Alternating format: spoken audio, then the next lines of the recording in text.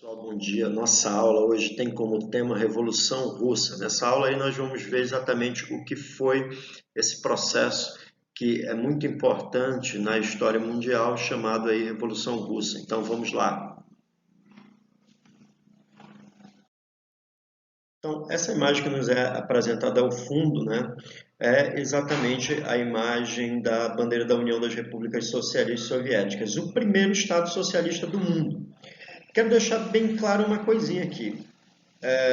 Muitas pessoas dizem que a China é um estado comunista, a Coreia do Norte é um estado comunista, Cuba é um estado comunista e a União Soviética foi um estado comunista. A gente tem que entender o seguinte: o comunismo só existiu lá na pré-história, lá no período paleolítico, né? Aqui o que nós vamos ter é exatamente socialismo, porque o comunismo não há nenhuma forma de Estado, não há forma de uma administração controlada pelo Estado, certo? O que nós temos é um regime socialista, que seria a fase de transição ao capitalismo. Então, vai ser o primeiro regime socialista da história. Então, é muito importante que nós estudemos essas características e todas as formas como foram organizadas aí a União Soviética. Então aqui nós temos um mapa da população russa antes da Revolução. Então, a população russa aí, ela girava em torno ali no ano de 1897 a pelo menos 128 milhões de habitantes, sendo que 45% da população era da etnia russa. 93,4 milhões viviam na Rússia europeia e o restante distribuídos ali pela Rússia asiática, certo? Mais de 100 grupos étnicos diferentes viviam exatamente no Império Russo, ok? A sociedade russa, no período czarista, ela era uma sociedade, né? E aí nós podemos, por essa imagem, estabelecer exatamente como que essa sociedade ela era organizada. Então nós temos aqui, no topo dessa pirâmide, exatamente o czar e a nobreza. O czar e a nobreza basicamente faziam isso aqui, ó. Nós governamos vocês. Ou seja, governam exatamente quem? Governam todo o populacho, todos os camponeses, né? Todos os operários e proletários. Abaixo do czar e abaixo da nobreza nós temos exatamente o clero, né? Que é exatamente esse estamento aqui que está sendo tracejado. Esse estamento basicamente dizia o seguinte: nós oramos por vocês. Eles eram responsáveis exatamente pelo culto, né, que era exatamente da Igreja Ortodoxa Russa. Adiante dessa hierarquia, temos aqui exatamente os militares. E aí os militares dizem o seguinte: nós atiramos em vocês a mando do czar quando vocês exatamente fizerem alguma revolta. E lá na base da pirâmide, aliás, numa zona intermediária da pirâmide, nós temos aqui os capitalistas, né? A burguesia. Essa burguesia, junto com a nobreza, os altos militares e o clero, exploravam ao máximo os trabalhadores e comiam e se alimentavam por causa exatamente desses trabalhadores. E lá na base, agora sim a base, nós temos exatamente os trabalhadores, sejam eles trabalhadores do campo ou da cidade, proletários ou camponeses. Eles diziam exatamente o seguinte: nós trabalhamos para vocês, nós alimentamos vocês. Essa hierarquia que acaba de ser apresentada aqui para a gente, ela mostra que essa Rússia czarista era uma Rússia com muitas desigualdades, certo? Onde os membros dessa camada social aqui, ó, né, eles acabavam sendo explorados ao máximo pelas outras camadas. Então, exatamente a ideia de base, eles sustentam ali essa Rússia czarista.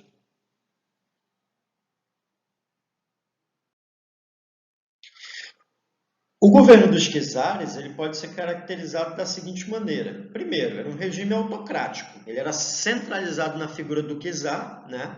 O czar possuía todas as terras da Rússia, basicamente ele era o dono de todas as terras da Rússia, junto com a nobreza, né? Ele era um dos principais donos de terra. A sociedade era 80% de camponeses, a produção era insuficiente para atender a população, já que as terras não eram tão férteis, né? Havia pobreza, havia fome, analfabetismo, 90% dos camponeses eram analfabetos, e os czares governavam a Rússia com o apoio da nobreza rural, que era proprietária de terras, né? Cargos do exército e também com apoio da Igreja Ortodoxa Russa. E o czar também, ele tinha basicamente poderes estabelecidos naquela ideia do absolutismo. Então ele legislava, ele acabava administrando o Estado, e ele também fazia com que as regras pudessem ser julgadas, né? Ele também era a justiça. Então o regime absolutista era muito intenso ainda nesse período na Rússia. Então, nesse momento, a gente vai falar do Nicolau II, que foi o último czar da Rússia, que governou a Rússia de 1894 até 1917. No governo do Nicolau II, ele investiu na indústria. Esse investimento na indústria, ele fez a Rússia se abrir ao capital estrangeiro. Então, investimentos de austríacos, alemães, franceses, ingleses, acabaram sendo feitos na Rússia para produção industrial.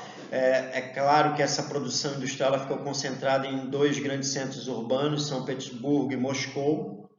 A partir desses centros urbanos surgiram uma grande massa de operários, né? Pelo menos 3 milhões de operários viviam ali na Rússia, ou seja, trabalhadores da indústria.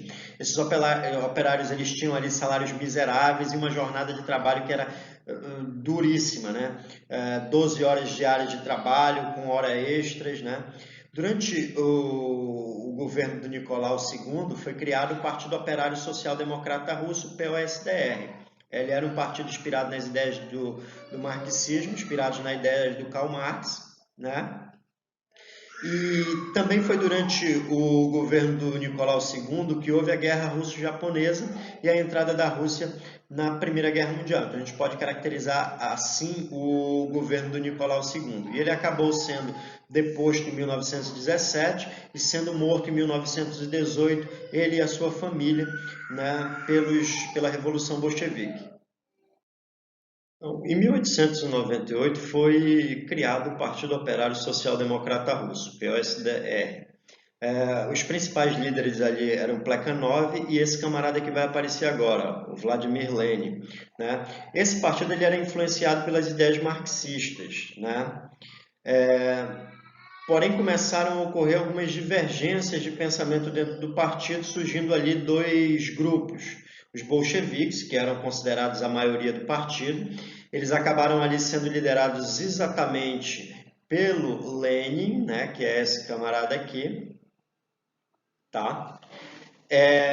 Os bolcheviques eles defendiam uma revolução socialista em que os trabalhadores eles tivessem que tomar o poder por via armada, né? E aí esse governo seria liderado pelos trabalhadores que acabariam com as desigualdades sociais. Então era uma revolução imediata, né, por via revolucionária.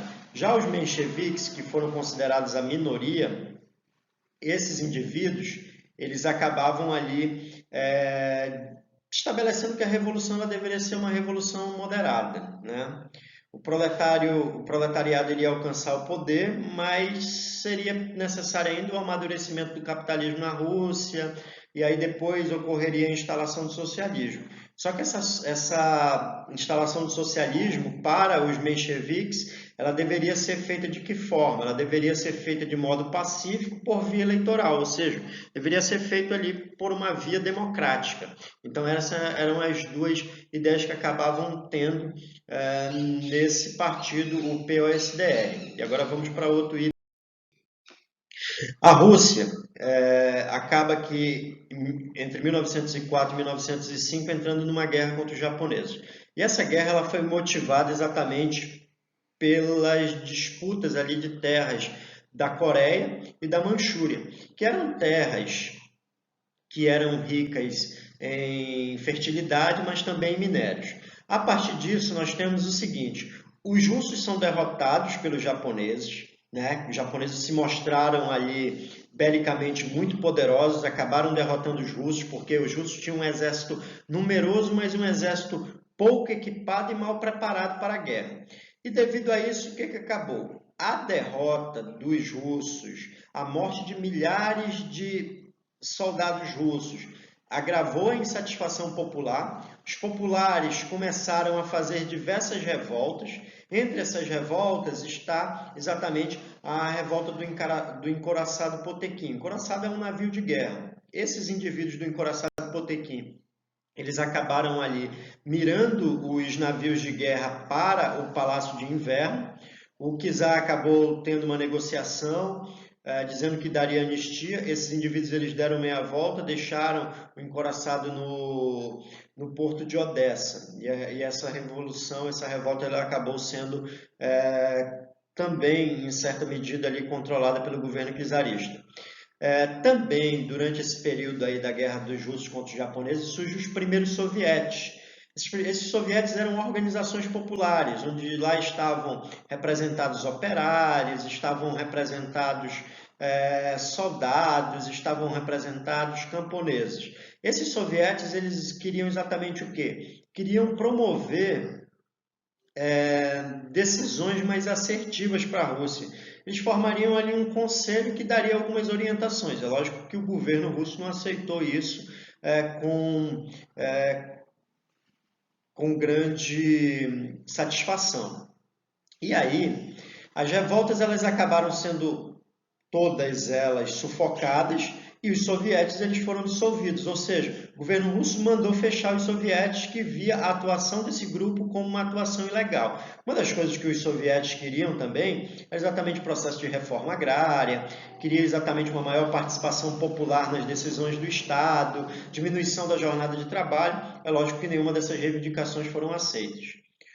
E aí nós vamos ver um outro momento de revolta contra o governo czarista, que foi exatamente o Domingo Sangrento.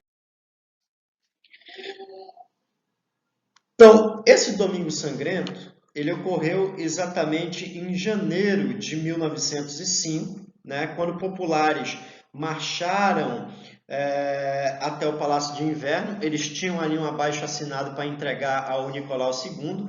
Eles eram comandados pelo padre Gregori Gapone, né?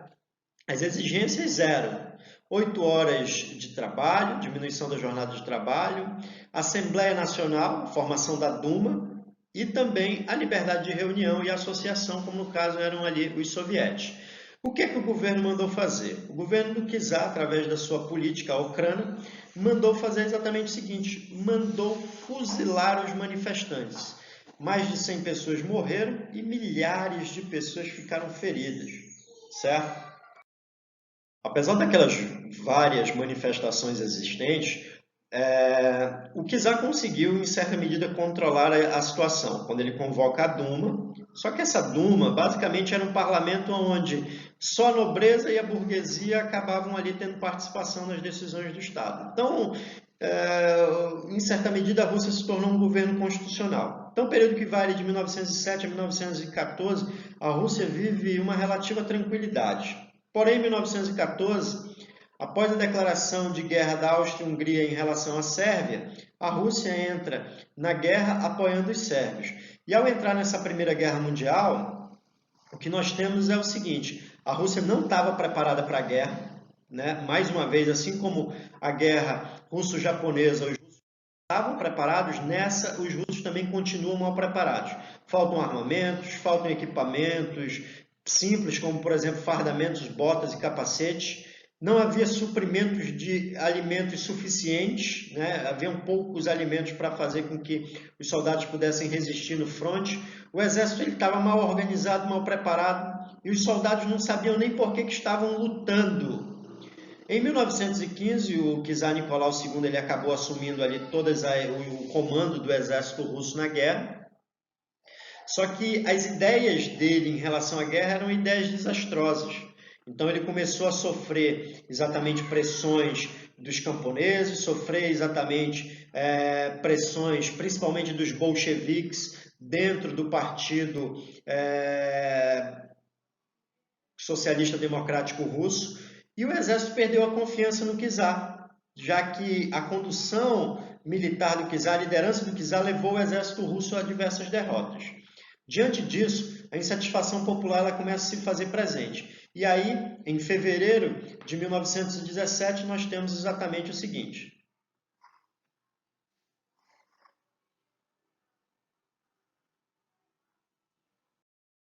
Então, em fevereiro de 1917, nós vamos ter a chamada a Revolta Branca, ou a Revolução Branca. O que aconteceu? O czar havia perdido a popularidade devido à má condução dele das ações militares no fronte da Primeira Guerra Mundial. E aí, em fevereiro de 1917, estava marcada ali uma manifestação em prol do Dia Internacional da Mulher em São Petersburgo. Só que esse protesto ele se transformou num protesto geral. E essas mulheres e homens que acompanhavam ali a manifestação, mas sobretudo as mulheres, conseguiram apoio dos militares, que estavam insatisfeitos de que muitos dos seus companheiros estavam no fronte. Então esses militares acabaram aderindo à manifestação, a manifestação ganhou força, e o que acabou acontecendo? As reivindicações dessa manifestação eram a saída da guerra, medidas para acabar com a fome e também a distribuição de terras, ou seja, sair da guerra, porque não sabiam por que estavam guerreando. Medidas para acabar com a fome, maior produção de alimentos, né? E distribuição de terras, para que tivessem mais pessoas que pudessem plantar, reforma agrária, as terras parassem de estar concentradas ali na nobreza e no clero. Em março de 1917, já que ali pelos dias 24 de fevereiro, 25 de fevereiro, conseguiram destituir o czar do cargo, em maio de 1917, o que acabou ocorrendo? Foi instalado o governo provisório, com Alexander Kerensky sendo ali o líder do governo provisório, e foi estabelecido o parlamento, a Duma. O governo adotou algumas medidas ali, algumas medidas que mais agradaram a burguesia do que propriamente outra classe social. Uma das medidas que é para agradar ali, em certa medida, o proletário é a diminuição da jornada de trabalho, né? Mas houve também a liberdade de imprensa. Os mencheviques, que acabavam dominando a Duma e também o governo provisório, eles não atenderam às reivindicações dos camponeses pela reforma agrária, nem dos operários, que era também de melhores salários. E não tirou a Rússia da guerra, que era uma das reivindicações.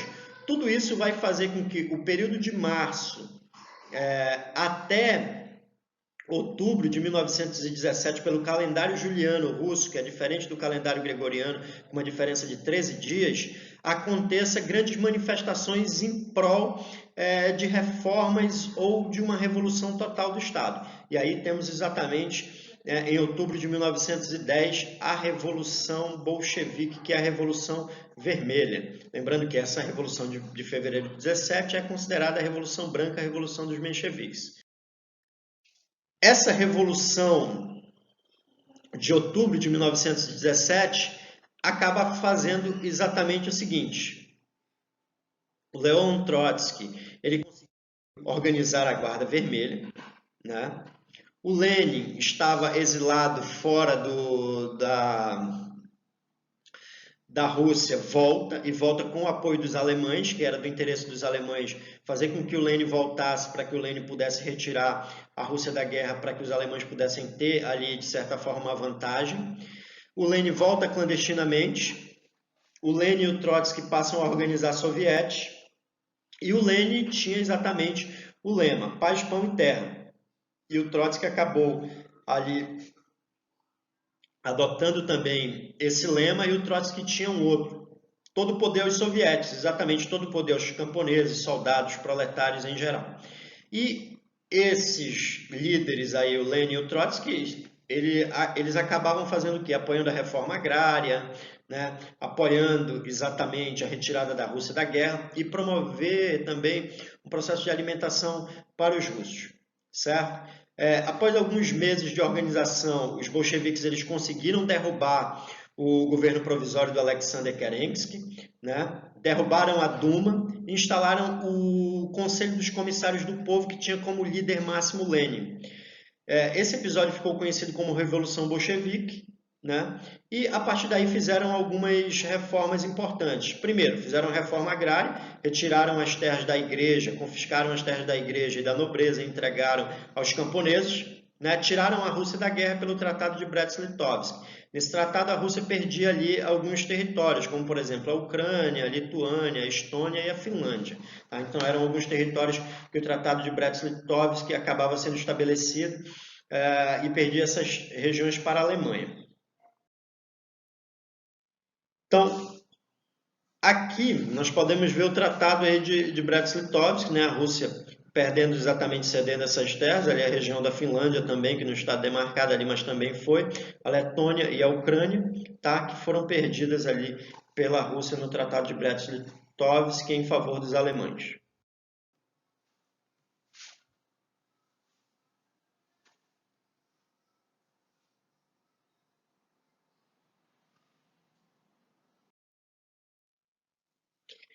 E após o final da Primeira Guerra Mundial, a Rússia estava tentando se consolidar ali enquanto governo socialista bolchevique. Houve uma contra-revolução. Essa contra-revolução é conhecida como Guerra Civil, que vai ocorrer de 1918 a 1921. Essa guerra civil ela vai ocorrer da seguinte forma: os mencheviques, junto com os aristocratas russos que apoiavam o czarismo, eles vão acabar ali tendo apoio do Reino Unido, da França, do Japão e dos Estados Unidos para tomar o poder. Por quê? Esses países, é lógico, investiram altas somas de dinheiro no processo de industrialização russa e viam ali esses recursos serem perdidos. O Exército Branco era o Exército Menchevique, né? Entrou em confronto exatamente com o Exército Vermelho liderado pelo Trotsky. A Guerra Civil ela se estabeleceu ali de 1918 a 1921. Os bolcheviques tiveram que fazer uma tática chamada comunismo de guerra, onde toda a produção russa ela seria estabelecida para a guerra, alimentos, armas, né? Todos os recursos seriam exatamente dessa forma. O Exército Vermelho acabou vencendo os inimigos em 1921 e após essa vitória a economia da Rússia estava totalmente arrasada. E aí o Lenin teve que adotar uma política que foi exatamente a NEP, a nova política econômica, onde ele acabava ali dizendo o seguinte, que ele daria um passo atrás para depois dar dois à frente. Por quê? Ele abria a Rússia ao mercado capitalista, né? Então poderia haver ali alguns investimentos estrangeiros, poderia haver indústrias e comércio em pequena escala, então essa foi a NEP. A NEP, em certa medida, ela conseguiu resultados satisfatórios, porém ela aumentou a desigualdade social entre os russos. Então vamos para o próximo item. Então, nessa nova política econômica, a gente tem exatamente as seguintes características e alguns alcances que ela acabou estabelecendo aí. Primeiro, após a Guerra Civil, a Rússia estava arruinada, como disse há pouco. O Lenin estabelece a nova política econômica em 1921, devolve pequenas indústrias aos seus proprietários, ou seja, essas pequenas indústrias elas seriam privadas nesse momento. Os camponeses podiam vender o excedente no mercado, ou seja, o que seria esse excedente? Aquilo que sobrasse da produção, os camponeses eles poderiam comerciar. O governo continuava controlando algumas atividades essenciais, finanças, indústrias de base e também os transportes. E os comerciantes podiam vender e comprar livremente, foram essas algumas medidas adotadas pela NEP. No geral, a NEP foi um sucesso. Ela não tinha opositores, né? Aliás, ela tinha opositores que viam essa política como uma traição ao comunismo, né? E que queria voltar ao antigo sistema. Porém, não era bem essa a ideia, já que o Lenin bem disse que era só um passo atrás para dar dois passos na frente, era um momento ali de estabilizar a economia russa e a partir daí, a partir desse momento, conseguir estabelecer ali o socialismo. Em 1922, todos os antigos países que faziam parte do Império Russo passam a fazer parte da União das Repúblicas Socialistas Soviéticas. O Lenin governou a Rússia ali no período de 1918 até 1924. Ele acaba falecendo em 1924, vítima de um derrame. Ele tinha conseguido estabelecer uma ditadura na Rússia, o governo de um partido único, autoritário. A União Soviética acabou ali, quando estabelecida, por fechar todos os partidos políticos, estabelecer uma ditadura. Só que ocorreu um problema. Esse problema foi exatamente o seguinte: o Lenin não deixou claro quem seria o sucessor dele após a sua morte, ou quando ele deixasse exatamente a liderança da Rússia. E a partir daí houve exatamente briga entre 4 líderes, mas nós vamos destacar apenas 2.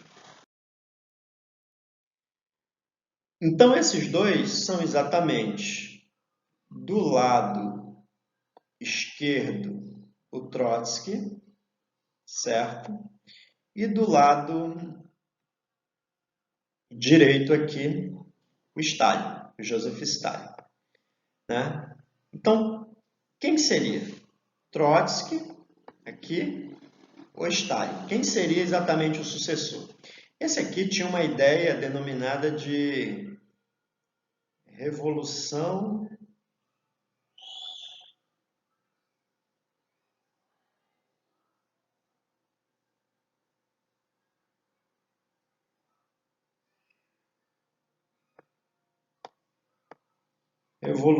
permanente.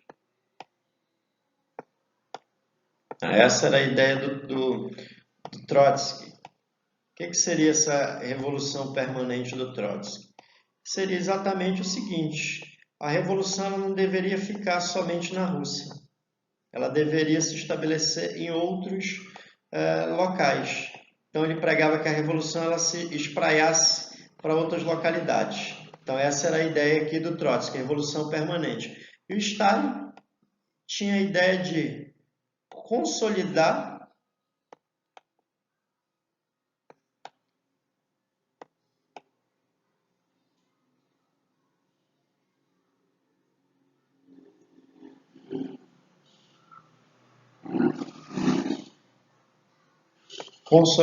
né, a revolução na União das Repúblicas Socialistas Soviéticas. E quem acabou saindo vencedor é exatamente esse camarada aqui. Esse aí foi o vencedor. O Stalin vence, ele venceu.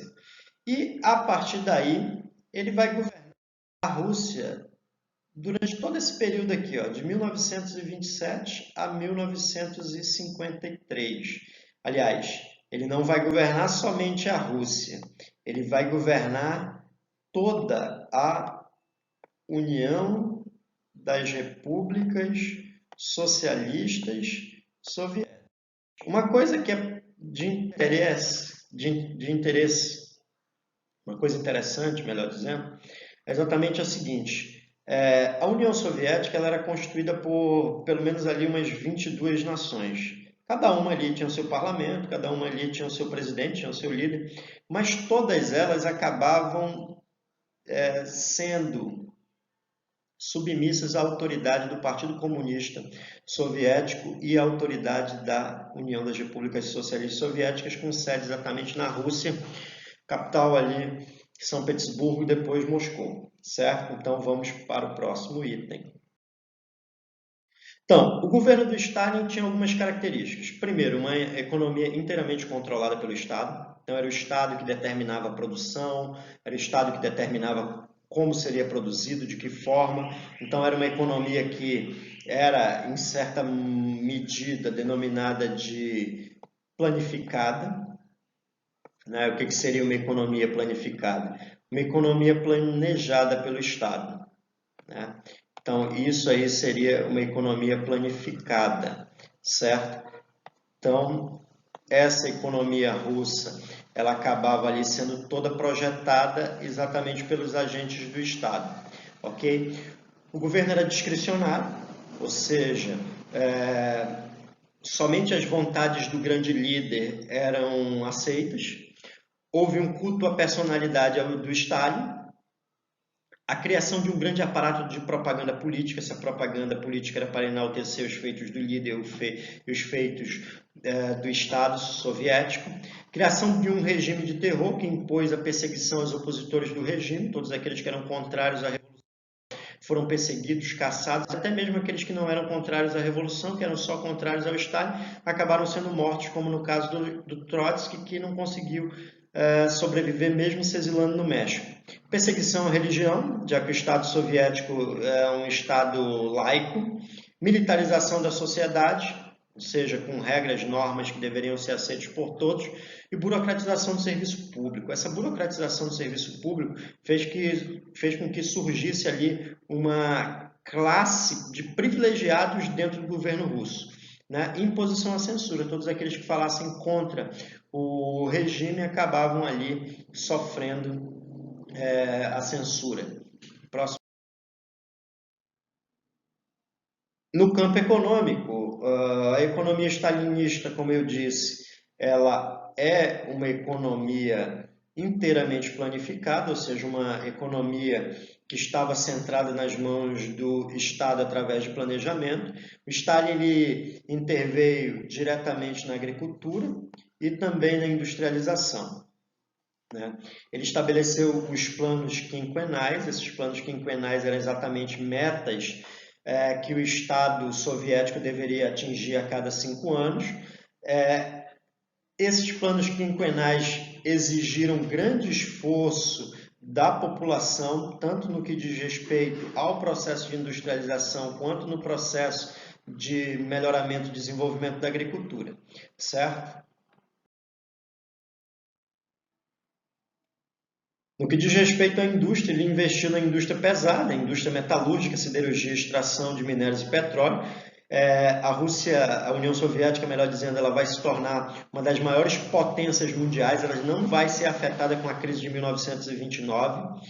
No que diz respeito ao campo, ou seja, a agricultura, o Stalin tornou todas as terras estatais, ou seja, ele confiscou a terra dos particulares, inclusive dos gulags, que eram exatamente os grandes proprietários rurais. E o que aconteceu? Ele perseguiu diversos proprietários que tiveram as terras confiscadas e não aceitavam isso. Então ele mandava esses indivíduos para o exílio. Esse exílio geralmente eram em locais onde esses indivíduos ali eles acabavam tendo trabalho forçado. Ele também explorou ao máximo os camponeses, com estabelecimento ali de quantitativo que os camponeses deveriam entregar da produção. Esses planos quinquenais eles acabaram não tendo sucesso no campo devido à baixa produtividade da terra. Essa baixa produtividade da terra levou e foi responsável a pelo menos 5,5 milhões de mortes, tá?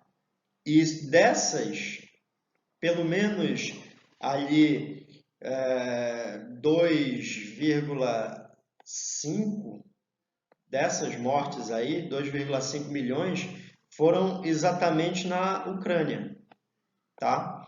E alguns historiadores acabam dizendo que foi proposital. O Stalin ele fez isso de maneira proposital e eles acabam dizendo que isso é o genocídio de Holodomor, né, que o Stalin fez isso propositalmente, tá bom? Então vamos agora para o próximo.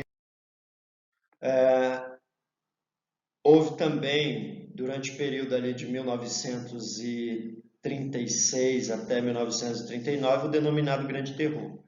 Só que fique bem claro aqui, não é só durante esse período de 1936 a 1939 que o Stalin vai perseguir, que o Stalin vai mandar prender, que o Stalin vai mandar matar pessoas que eram contrárias ao regime que ele estava implantando.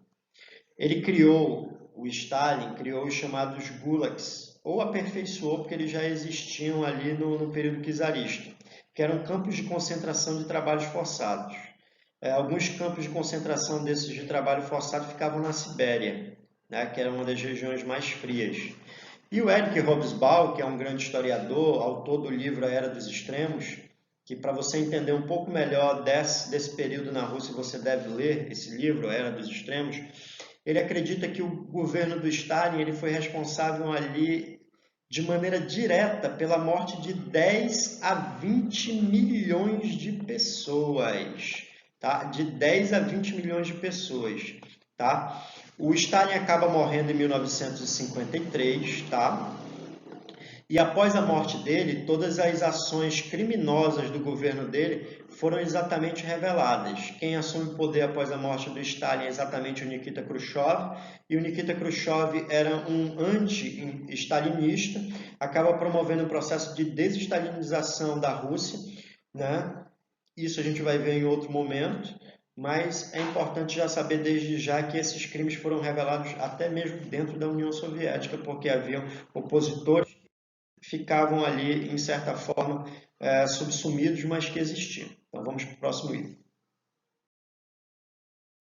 Um outro fator que contribuiu para que o Stalin ele acabasse por ter grandes poderes na Rússia foi exatamente o realismo socialista. O que seria exatamente esse realismo socialista?